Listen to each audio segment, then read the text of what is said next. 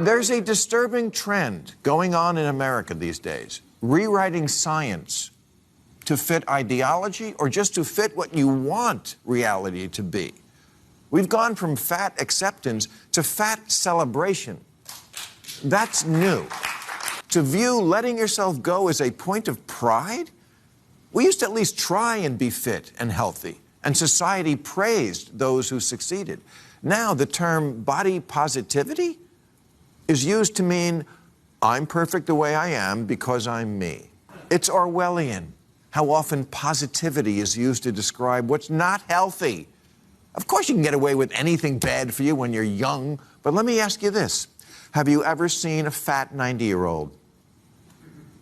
People like Adele face shame campaigns for losing weight. This is madness. Obesity is the #1 killer of Americans today. And I feel like I have to say that 5 times for it to sink in. Obesity is the #1 threat to American lives today. If you turn on the news, what are they trying to convince us? They're trying to convince us that racism, police brutality, transphobia, homophobia, Islamophobia, all of these things are going to end Americans' lives, right? Like these are the biggest threats to Americans' lives. I think it's so disappointing that we can't even say the fact that, hey, we are the most developed nation. We are the most incredible nation in the world.